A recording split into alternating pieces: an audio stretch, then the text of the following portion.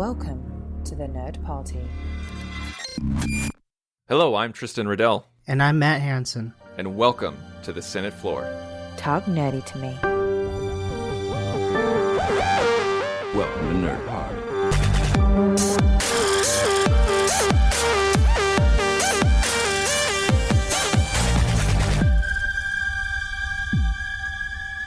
Episode 51. Matt, it is so good to have you back on the Senate floor. You were sorely missed during our Batman commentary. I know, but it sounds like you guys didn't need any extra help. You guys were having a ball. So I'm glad that came out well. Yeah, we had a lot of fun, and we got a lot of great response from it. So thank you, everyone who listened to our Batman commentary. And there was just a couple days ago from this recording, it was the 27th anniversary of Batman 89.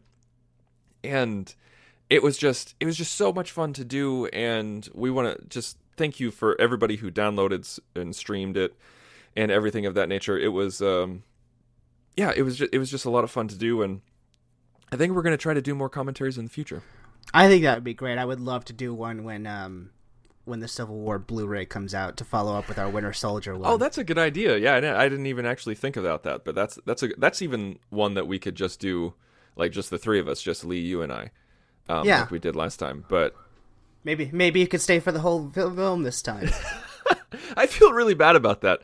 I love that we talked about it on Nerd Nuptial though as a follow up, where the girl was just like, "I'm really sorry, guys, that I had to steal him away during the commentary. Hopefully, it won't happen again." But today, our main topic it's something that we don't talk a lot about on the network, and we haven't really talked a lot about it on the Senate floor, mainly because we wanted this show to be a safe haven from Star Trek, just because both you and I host Star Trek shows off network.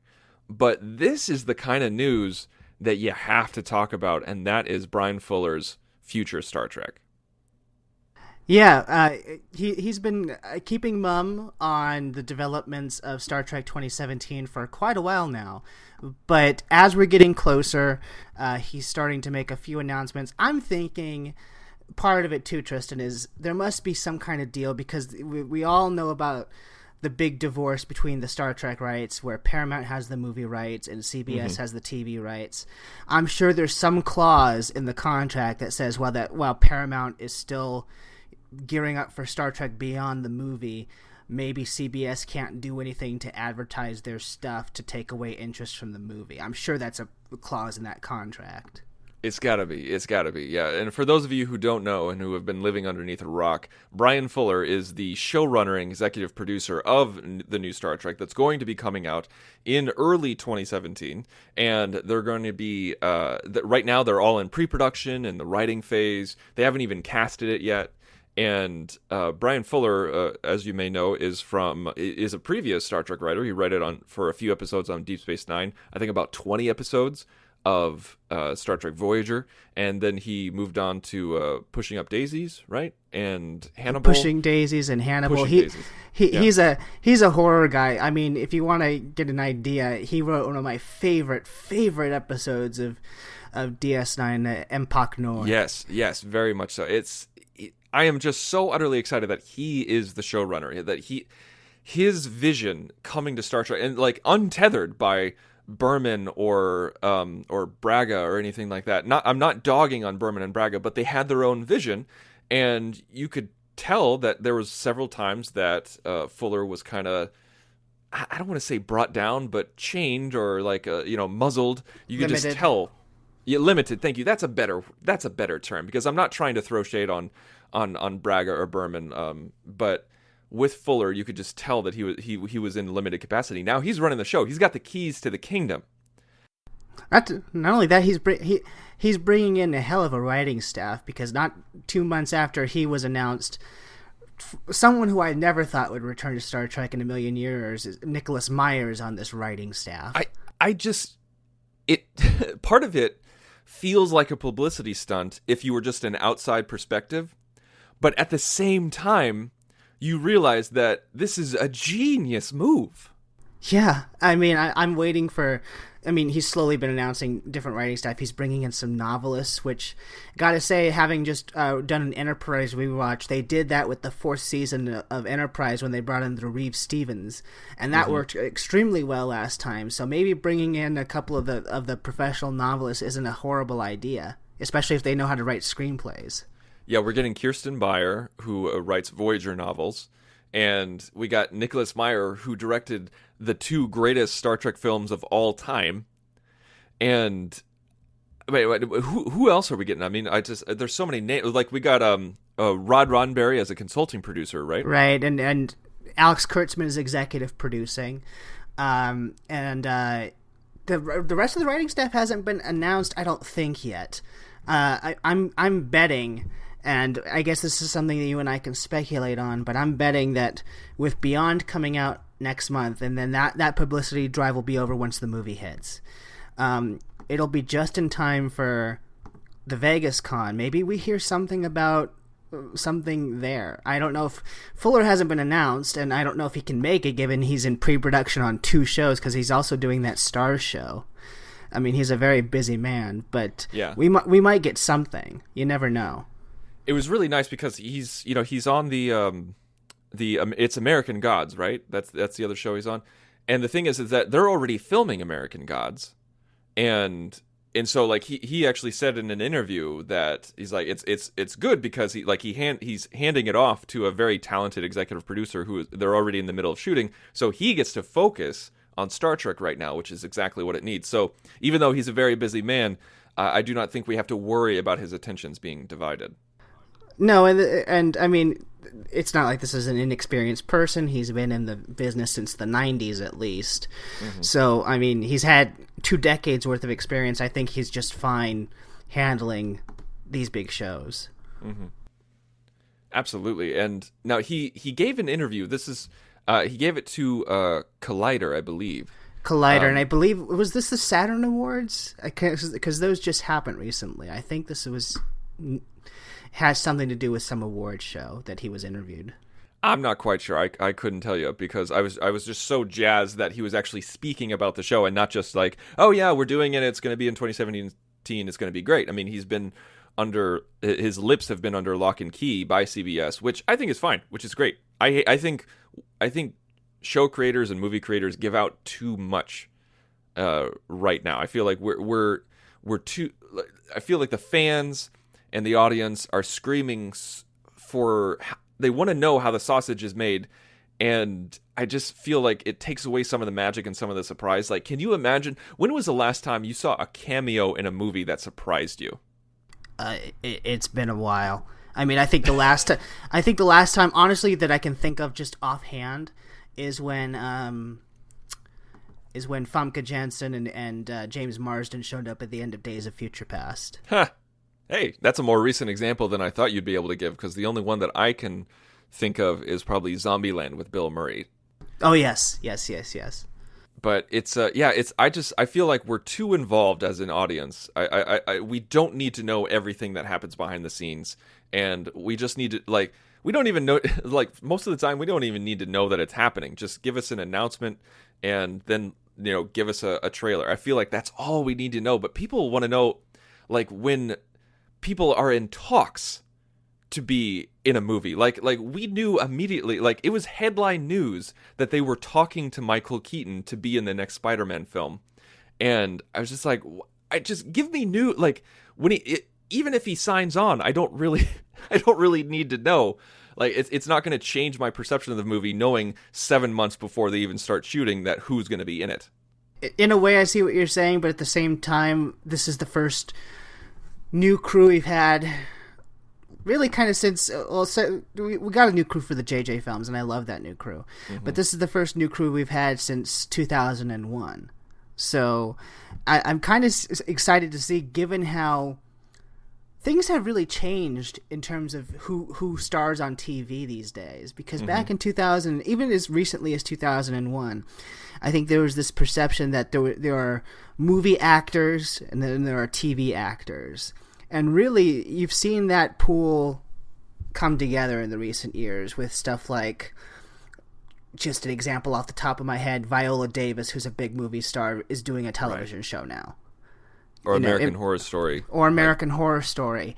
So you get these, and I hate to use this term because I really don't think there is a divide, but you get these film caliber actors doing TV now. So the casting could potentially be very interesting this time around. Yeah, no, I think so too. I like, don't get me wrong. I'd love to know the cast beforehand, but the thing is, I don't want it trickle down. Like, I don't want it to say like, oh, they're in talks with this person, this person, this person. And I feel like it just divides us where they're like, oh man, they went with C. I really wanted B. And then this one group is like, yeah, but A would have been so much better. It's just, the only thing that I found a little bit weird was that, remember when this first was announced, they were like, oh, Angela Bassett should be the new captain. And that was based on an offhand comment that Bryan Fuller made 3 years ago.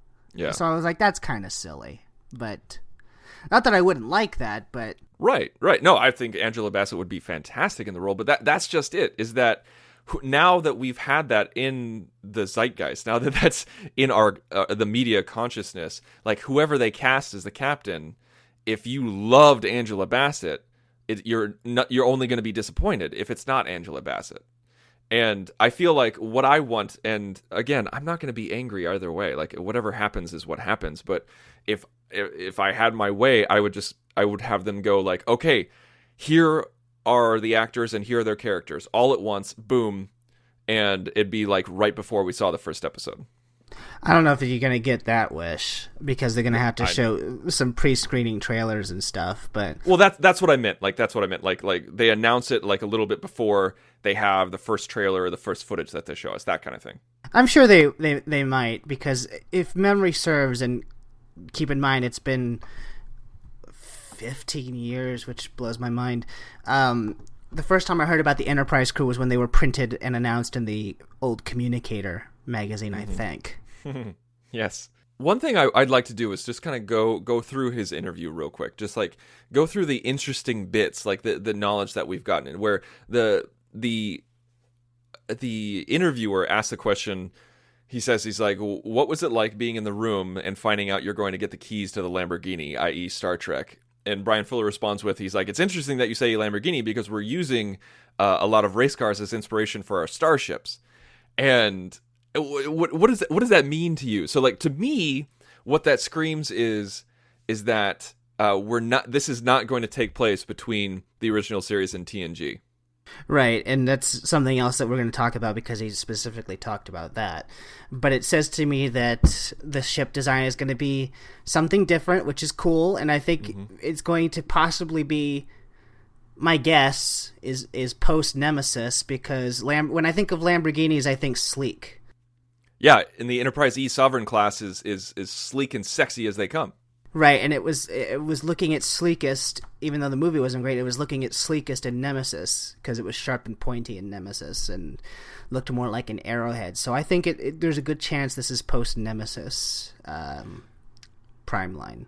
Yeah, I think so too, and I like, again, I mean, I'm not gonna poo-poo anything. Like, if they come out and they actually say, oh no, it's taking place between TOS and TNG, I'm not gonna go, oh crap, I'm not gonna watch it. I'm not gonna be angry, but that does. Because that's the thing, is like, you look at the Ambassador class starship, it is a great bulky starship, yeah, but it is not sexy. It is not sleek. No, it's I hate to say it, because I like the Enterprise C. I think it's a nice step in between the Excelsior and the Galaxy, but it's bulky and it looks bulky, and it's not the most attractive looking ship. So. No, but like you said, it's a great step between the Excelsior and the Galaxy class. It is a great halfway point. I think they did a great job of designing that. But yeah, like you said, it's bulky, it's not sexy, it's not sleek, and that's fine. But if they're looking at Lamborghinis, if they're looking at race cars, I think we're gonna get something in the post Nemesis era. But a lot of people, how do you feel about that, actually? Because a lot of people are thinking that if they follow the rumors, is that, like, if they do go to the TO, like between TOS and TNG, kind of like the Garrett era, if you will, a lot of people think that they're not going to stay there, that each season is going to be a different crew and a different timeline. How did you first feel about the idea of Star Trek being an anthology series? Well, I think that because he's addressed those rumors, and I don't think this one's going to be. But I didn't know he addressed those rumors. I think that came out actually, that this is going to be something came out to that effect. You might want to look it up. But if that were to happen in a Star Trek series, I think that would make you want to look for just something to do differently than's been done in the past 50 years. Mm-hmm. That would be the way to do it, and kind of have it interconnected, because when you really think about it, Star Trek, as much as I love stuff like the Marvel Cinematic Universe, Star Trek was the first ever cinematic universe for television and movies, when you really stop and think about it. I know there was comics beforehand, and I know there were serials, and I know all that stuff. But when you talk about mainstream television crossing over with movies, crossing over with television again, I mean, can you really think of anything that before that really did that? Nothing for me comes to mind personally. But so you already have this great well to play in, so it would be interesting to see an anthology series where maybe one season dictates or is mentioned in the events of another season, and somehow they all kind of come together, or what their actions culminate in whatever the final season would be. I don't know. Yeah, there are books like that. I read a lot of Star Trek novels where one section is an Enterprise story, and then that story is referenced and furthered when they get to the original series portion, and so on and so forth. So, yeah, originally I was like, when I first heard about it, like that rumor that it was going to be an anthology series, my knee-jerk reaction was, no, I don't want that. I want to see the evolution of a crew over years, not just 1 year. But then I started thinking about it more and more, and then like I started thinking about the points that you just made, and it started sounding more and more attractive. But I think the clincher, and not to add to John Mill's ego, but the co-host of Aggressive Negotiations, he started talking about the idea of... Lord knows that man doesn't need an ego boost. We love you, John. I feel like he talked about following a family. Following the generations of a family, where you start, like in pre-TNG area, and work your way up to even post-Nemesis. And like, it's kind of like, following like we could follow the line of Sulu, like you not saying it's going to be a family that we recognize, not saying it has to be, but well, given some of the characters' backstories that we know from other series, it probably can't be. Right. And so I'm just saying that just for a name. So like, say you could follow as, like, you talk about, like Hikaru Sulu on the Excelsior, and then you follow Demora. Demora, like she moves on to a different ship, that's around maybe she's the captain of like an ambassador class ship or something like that, and then we move on to TNG era, and it's another Sulu, just like something like that. And I just feel like if we could blend what you said and what John said, that would be an amazing epic. Yeah, that would be cool. I never thought of it with families, but that's not a bad way to connect them. Not at all. And we've seen that, like, with North and South. We've seen that in miniseries in the past, but I think on this scale, with sci-fi and with Bryan Fuller at the helm, you could do a lot. Agreed. But I do think that he's mentioned that it's not it's not it's not in between Undiscovered Country and Next Generation, and it's not anthology. Okay, so that's what you think he said. Okay, I believe he said that. I'm going to look that up, but you keep talking. You go on to the next point. All right. Well, one thing that it isn't really a big surprise, but like we were all expecting it, but I think it still disappointed some people. It didn't disappoint me. Is the interviewer asked him, is it going to be 13 episodes or 22 episodes? And without hesitation, he said 13. And so, boom. That's done. That's decided. That's what we're looking at. 13 episode seasons, and that's become the norm for non-network TV. I was gonna. You probably didn't hear me say that, but I said thank God, because that's something that I really wanted from this new series. I feel like Star Trek, as cool as it was, the 26 episode format is a dinosaur at this point, and. Yes. And quite frankly, given our ADD culture, we don't have time, or at least viewers don't have time for filler episodes anymore. They just take up space, and they're not that interesting. And honestly, unless you're like a hardcore fan like us, you watch some of the old series, and some of the filler episodes haven't aged as well. You notice Yeah, that? they stand out. Oh yeah, they stand out hard. Actually, it's really funny that, like, speaking of series arcs and everything like that, you know, the girl and I are rewatching Twin Peaks right now. And that was one of the first shows to really be a continual storyline. Now, I know there's tons before. I know you had soap operas. Don't, get off my jock. It's Twin Peaks was the first who did it so commercially successfully as early as 1990. And it was really interesting because the first season is only 8 episodes. And it was really fun. It was really cool. It was like watching an HBO show, but from 1990, Right. That's so common for HBO to do 8 episodes or 10 episodes, like True Detective does that. And it was just really cool to see that. And then I saw that season 2, because last time I watched this was in the 90s, and I watched it way too young. But I remember that season 2 is 22 episodes, and my knee-jerk reaction was just, oh, really? Like, what? Like, do we need 22 more episodes of this story? And as we're watching it, like, it's really fascinating. It's really great, but there is so much filler. Right. So much filler in that second season. And that's the thing, is that there's, unless you have a procedural, like, unless it's a cop show or like Castle, they can handle 22 episodes. They can handle 26 episodes because they want to get the bang for their buck when it comes to advertisers. But when you're dealing with streaming TV or, like Netflix or Hulu or Amazon or everything like that, you can do 13 episodes. You can put that budget of 22 episodes into 13 and make them that much better, and you don't have to worry about advertisers because you have subscribers. Right. And so this is all music to my ears. So it's not only is it just 13 episodes, but did you mention that it's all one story? So yeah, I haven't mentioned that yet. Serialized 13 episodes. Thank goodness. Yes, that is what we need. That is what we need as Star Trek fans, whether you want it or not. This is what we need. Because I do remember the days of Enterprise, especially during those first 2 seasons. A lot of people, and I enjoy the first 2 seasons, but especially during that second season, I have to say, just having rewatched the series, that second season feels like a lot of wheel spinning. A lot of wheel spinning.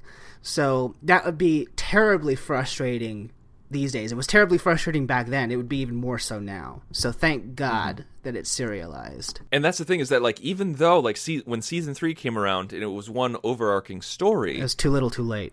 It was too little too late, and I don't think people were ready for it. I don't think people were ready for it at that time. But now, as an audience, we're more mature with our TV tastes, and we're used to it. We're used to overarching stories. I almost think we demand it at this point. I think so too. I feel like Enterprise, like, I'm sure this is heresy to say with a lot of people, but Enterprise was ahead of its time with season 3 and season 4, and it was Trek we weren't ready for. Now we are. And this is fantastic because what Fuller said, he's like, we've got the arc of the first season entirely written out, and we've got the first 6 episodes broken down. For those of you who don't know what that means, is that they know exactly where they're going to start and where they're going to end for every single episode of season 1, but for the first 6 episodes, they've got the nitty-gritty details. Yeah, they got the nitty-gritty details. It's not written, the dialogue's not written, but they know where they want each character to go for the entire episode. Like where a breakdown is where you start the episode, where the middle is, and where the end is. And so you have the events logged out, but you don't have necessarily the dialogue written in. So this is a good sign, folks. This is like Breaking Bad type stuff going on. Not only that, you have to realize what a good sign it is, because this is still pre-production, and we're still 7 months out from the premiere of the series. Mm-hmm. But to have this so down pat right now, it means that when Bryan Fuller was hired, he must have had a clear vision of what he wanted to do. There was no meetings, there was no thumb twiddling, there was no biting nails, because honestly, when I watched, again, I hate to keep bagging on Enterprise because I really do like that show, but I watched the new Blu-rays with the behind the scenes stuff I've never heard before, stuff that people are honest now with themselves now 15 years out. They feel like they have more liberty to talk about what things were really like behind the scenes, and they were saying during the groundbreaking process, it was tough, because they kept clashing on Braga and Berman, and the studio kept clashing on what they wanted to do, and they all kind of felt that their vision for the show was creatively muddled and got lost in the fray. And I don't think that doesn't seem to be the impression that I'm getting here, which is excellent. Yeah, I agree completely, because you can tell that Fuller, I mean, obviously he's not gonna say anything negative, but I feel like Fuller has a good relationship with CBS, because the interviewer said, I'm imagining CBS saying, we need something that can stream 13 episodes, and Fuller replied with, there are 762 episodes of Star Trek television, so over 6 episodes we have to tell stories differently than they've been told for 50 years. Right, and that's a huge challenge. I hate to say it, but these days, when because studio interference can weigh heavily, and these days, I think even with like a written interview like this, you can tell when, even by the way that the responses are worded, when someone's not been happy with how things are going. Like, you could just read in between the lines, and I'm not detecting any of that here. Mm-hmm. Mm-hmm. And like he's talking about how it's so strange that it's June and they're gonna start filming in September. He said that they're probably gonna go from September to March, and like they haven't even casted anybody yet. Like, that's weird, right? Yeah, but I mean, the casting is gonna happen within the next couple of months. I mean, because they said they've already got sets building. It's crazy. I just think about that, man. Think about how exciting this is. We're going to get new uniforms. We're going to get new comm badges. We're going to get new ships, new sets, new people. This is invigorating. And by the way, I found the quote about the anthology thing, if you want me to read it so that you know what he said. Yeah, go for it. There was a question. There's been a lot of speculation about the format and setting of the new series. What would you like to put out there to whet the appetite for the audiences? And he says, I mean, it's funny. I've read that we're set before Next Generation and after Star Trek VI, which is false. I've read that it's an anthology show, which is not accurate. So it's interesting to see those suggestions and seeing the truth mixed in with them and going like, oh, they got that part right. But it's sort of on the truthometer on PolitiFacts. It's sort of like some truth and a lot of like, no, that's not true. So some of the things we've been saying, I guess, are accurate, but he's shot down the pre-TNG and anthology rumors. So I'm personally, I'm good with that. Like, I'd be like, if they told me it was going to be anthology or different crews, I could live with that. But the pre-TNG, I'm kind of tired of going back. Like, if you look at the last 2 iterations of Star Trek we had, Enterprise set before TOS, and then you have the JJ movies that are set during TOS. That's all going backwards. Yeah, but at least the JJ movies, they can theoretically do whatever they want. They're not bound by anything. If this were to be set, think about it, if this were to be set between 6 and Next Gen, there's only so much they can do with that, because we already know what happens before then and we already know what happens after then. So yeah, no, I'm not dogging on the JJ movies. I'm just saying I'm ready to move forward. I'm ready to go forward. Even if it was in like, let's talk about that, because that's a big point of contention these days. Which timeline is it going to be in? See, and that's the thing, is that I don't care. I don't care if it's in Prime. I don't care if it's in Kelvin. Oh, by the way, if you haven't heard, the official terminology for the JJ verse or the alternate universe is the Kelvin timeline, which I like. That's cool, because that was the focal point. Love it. Absolutely love it. I love the Kelvin, love the name, love everything about it. So here's the thing, is that if it's in the Prime universe, I would really appreciate it if it was post-Nemesis, so that we could move forward and maybe deal with the destruction of Romulus and the ramifications that has on the universe. See, that's what I would like, is if it's Prime line, I think it would be nice if they acknowledged the events of the Kelvin timeline as it affects the Prime timeline. So yeah. Spock is gone and Spock's Romulus is gone. Romulus is gone, Spock's gone. But if we're in the Kelvin timeline, I don't want it to be TOS. I want to move forward. Let's go to the 24th century in the Kelvin timeline. Let's do that. I'm not a JJ hater, even though I didn't like Star Trek Into Darkness. I'm not a JJ hater. I love the timeline. I love the differences. I love the different style and the progression and everything like that. I'm sick of the TOS storyline, and maybe that's because I was born in the 80s. I don't know.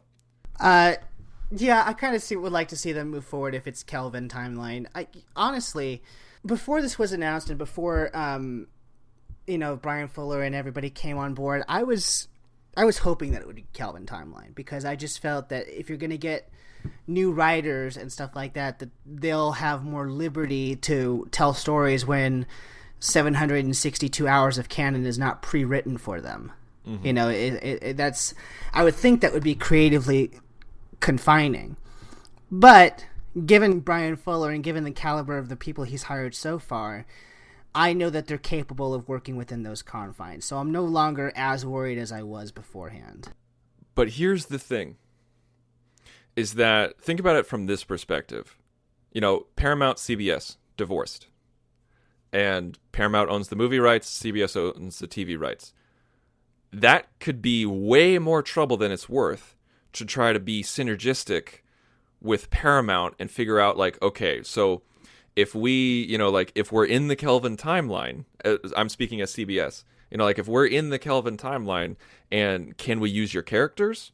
Can we use your, your uniforms? Can we use your comm badges? Can we use your history? Because even though it's all Star Trek, the lines are muddy, and so I can see it from CBS perspective, where they're like, let's just do what we know. Let's go back to what we own from an intellectual property standpoint, and that's all of the Star Trek stuff. And that makes a TV. whole lot of sense. I mean, to me, I guess it's just it would be a little bit of a shame to me that if we only use the Kelvin timeline for 3 movies and that's it, because I feel like there's a rich history and stuff like to mine there and to do things differently.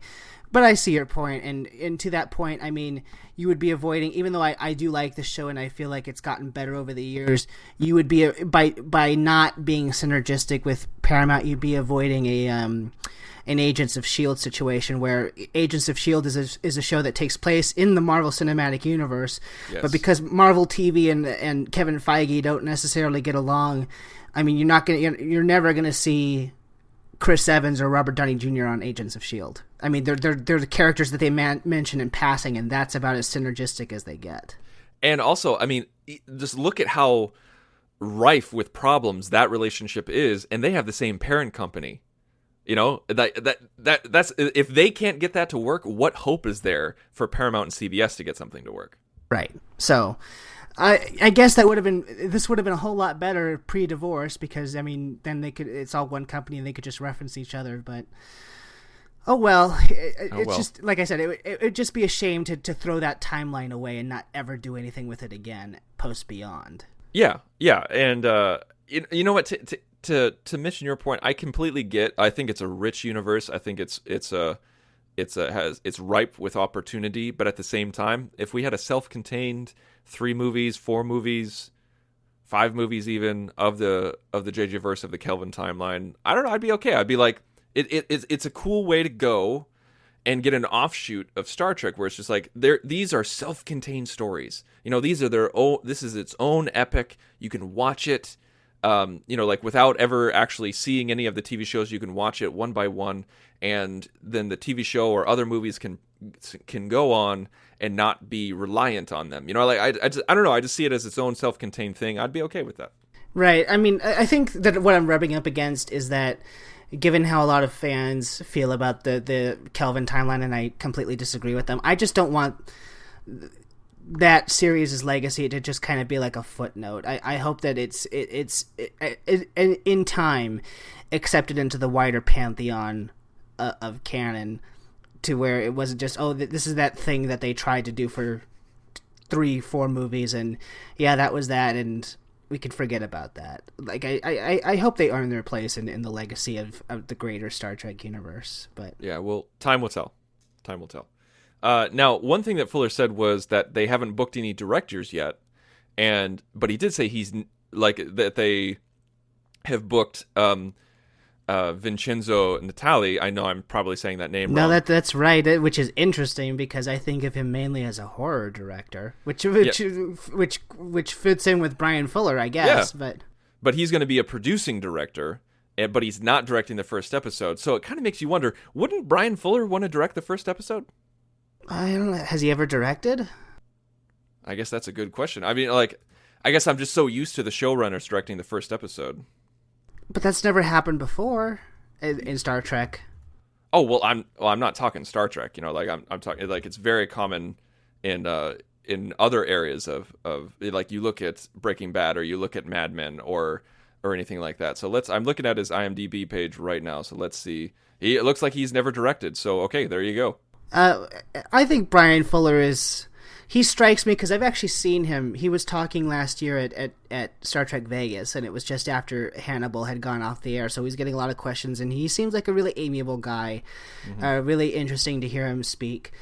He struck me as someone who doesn't really have an ego, that he must do everything himself. So I think that if he wants to take his hand on it, fine. But he strikes me as the kind of person who's not afraid, especially looking at what he did with American Gods and looking at the writing staff he's assembling now. This tells me that this is a man who's not afraid of delegating it to skilled people. So if he steps aside to let someone else more experienced direct, I think he'd be up for that. Absolutely, that's just my read on him. One other thing that he talked about in the interview was like somebody just straight up asked him, and I mean this is a question that we've all been asking. This is how he phrased it. Star Trek has never filmed certain subject material because it was filmed at a time when showing a gay character or showing certain kinds of characters was frowned on. What I'm so looking forward to is to see you guys be so progressive and all-inclusive. Are you looking at it that way? And he said, absolutely. I think the progressive audience that loves Star Trek will be happy that we're continuing that tradition. So, I mean, as you talked about in the last filibuster episode, Bryan Fuller's gay, and Star Trek is all about being racially blind and gender blind and everything like that. And so now it's time to be sexual orientation blind. And I think you hit it very well in the last episode where you talked about how you have all these conservative people who are absolutely frightened. They're terrified of gay getting in their Star Trek. And they're just imagining some ensign, just like you hear the swish of the doors and he goes, hello! Like that is what they're terrified of. And you hit it on the head where you said, listen, he or she does not have to be flamboyantly gay in order to get the point across. Speaking from a male perspective, because you're a gay man, is that, he's an ensign, he's a lieutenant, he's a commander, he's a captain, he's whatever, and he does his job, and he's good at his job, but he just happens to go home to a man. And that's, how can you be angry at that? Or not be okay with that from any perspective. And quite frankly, can I just... I know this is a bit of throwing down the gauntlet, and we don't like to get too divisive on this show, but no. It strikes me as completely odd that someone would be anti-progressivism and a Star Trek fan. To me, the two don't mix. Because Star Trek has always, since its inception in the 60s, when you have a black woman and an Asian guy and a Russian in your senior staff, it has always been since its inception about progressivism. And so I don't know how one can claim to embrace that message and be a fan of what Star Trek stands for, and then all of a sudden be scared that there might be a gay character or heaven forbid, another woman captain. Yeah. I saw a comment online about the new Star Trek where it was about this article where this guy saw the word progressive, and he said he's like, hopefully, with this new show being quote unquote progressive, that it's, how did he phrase it? It was something like nothing can kill your Trek buzz better than a progressive pushing and getting preachy on you, trying to push their agenda. And I'm like, have you seen Star Trek? Like every single iteration of Star Trek, TOS, TNG, Deep Space Nine, Voyager, Enterprise, every single iteration has been about progressing the needs and the rights of others. And it's disgusting. And not just others, specifically when you talk about some of the early stuff, the underrepresented. The women, the minorities. That's what I meant. The underrepresented. Just making sure that everybody, that's why, Gene Roddenberry wanted a woman as the first officer. That's why he wanted a black character who wasn't a maid. And that's why he, it's just, and also the Russians at the time in the 60s. That is something we don't understand in today's minds how big of a deal that was to have a Russian on the ship in the 60s. I mean, that would be, for people who can't perspective take, that would be like having a North Korean or something. No, these days it would be like having a Middle Eastern captain. Which oh hey, we had in the JJ verse. Yeah, we did. But he was awesome. But you get what I'm saying, right? It's that I get what level. you're saying, yeah. It's that level of enmity that we have right now.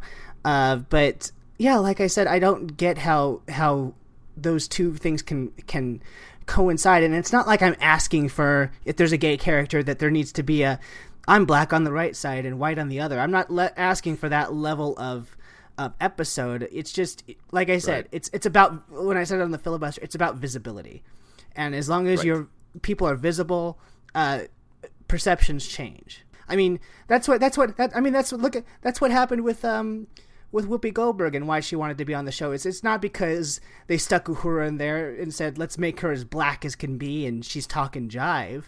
It was just the fact that she was visible and that she had an important job that made Whoopi Goldberg inspired and wanted to be on Star Trek. And that's the thing, is that we're like, people who are asking for homosexual representation or LGBT representation, it's not to, it's not to get stereotypes on the screen. That's the last thing that people want, is stereotypes on the screen, because people who are against it don't want stereotypes on the screen, and people who are for it don't want stereotypes on the screen. They just want people. That's the thing. Just have a character who happens to be gay, have a character who happens to be a lesbian, or you had Cisco who happens to be black, and you have Janeway who happens to be a woman. It's just they're everybody. I know this is so simplistic, but just everybody's a person. We're people.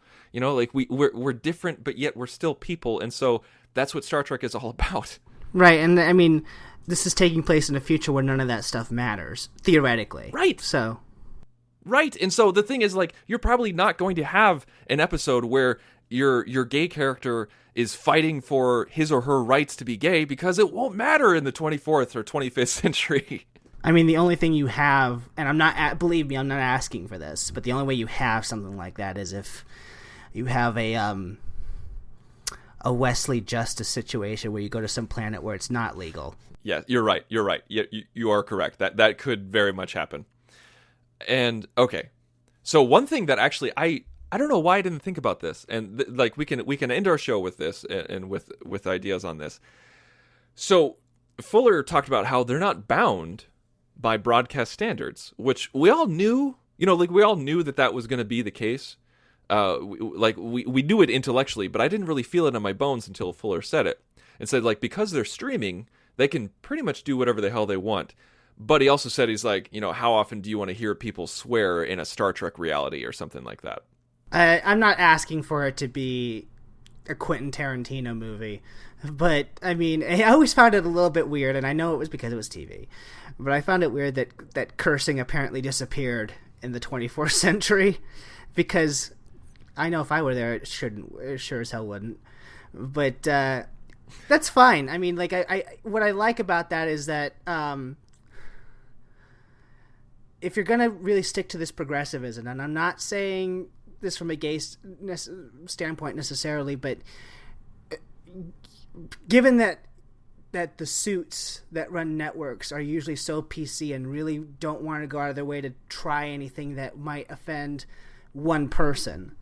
I mean, not being bound to broadcast networks and standards and practices, Star Trek can, for the first time, I think, afford to be a little bit more daring and a little bit more to go to places that it wasn't able to go to when they were answering to the UPN executives. Yes. So I think it's a good thing, and I think Fuller's a smart enough man, and his writing staff are smart enough people to know when they're are smart enough to toe the line between what's too little and too much. Yes, because that's the thing, is that I want my Star Trek to be daring. I think it's going to be. I don't want it to be vulgar. I don't want it to be unnecessary. I don't want it to be torture porn like Game of Thrones, and I don't think it will be, because they know, Fuller, like you said, Fuller and the writing staff know what Star Trek is, and they know what Star Trek isn't. And even though they're not held to broadcast standards, it's still CBS, folks. It is still CBS. Right. It's not like it's Netflix or anything. Yeah, like I mean, the CBS audience is just a couple years younger than your average PBS watcher, so I think we're okay. I was going to say, this is the first time that they're probably going to get people our age to watch something that's produced by CBS. I know, it's so true. So yeah, I'm not worried. I'm happy that they're not bound by broadcast standards, but at the same time, I'm not worried that it's gonna go into the vulgar territory. No, I think Fuller knows what he's working with. I mean, Pushing Daisies was not Hannibal, and Hannibal's not going to be Star Trek. I mean, Right. he had different vibes for each show. Very true, very true. All right, well, that's our show. Thank you so much for listening. We want to know what you think. What do you think about the new Star Trek show? Do you think it should be in the Kelvin timeline? Do you think it should be in the Prime timeline? Are you excited as we are about all this new material that we're going to get to go over with a fine-tooth comb like we do as Star Trek fans? Because we've had the same material that we've had to go over for the past 50 years, and we're finally getting some new stuff. So you can reach out to us. You can email us at contact@thenerdparty.com. You can go to our website at thenerdparty.com, or you can find us on Twitter. You can find me at @theinsanerobin. And you can find me at mhanson0207. Now, before we go, and speaking of Star Trek, we have a partnership with LootCrate.com. I love LootCrate.com. We do not hawk anything on this show that we do not believe in.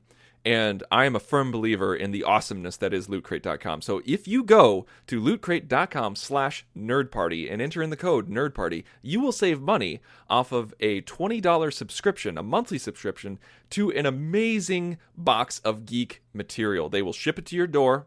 You don't have to go out and shop. They'll ship it to your door. You'll get Pop Funkos. You'll get t-shirts. You'll get knickknacks. You'll get comic books. You'll get action figures. And it is absolutely cool. You get it for a very, very discounted price, where they're already saving you money, and the Nerd Party is going to save you even more money. And next month is all about the future. We're talking Futurama, Star Wars, and Star Trek. So now is the time. Go to lootcrate.com/nerdparty. Enter in the code NERDPARTY. Yeah, what perfect timing we had for this show, huh? I know, right? It's like almost somebody planned it. Right. Well, that sounds awesome, and hopefully everyone takes advantage of that. But as it stands now, this was such a cool discussion. I can't wait for Star Trek 2017. I can't wait for more announcements to come out. I'm just so excited. Tristan, I'm sure you are too. So thank you for sticking with us and listening to our wild predictions about Star Trek 2017. We can't wait to find out if we're right. So until next time, we're setting a course for 2017. Welcome to Nerd Party.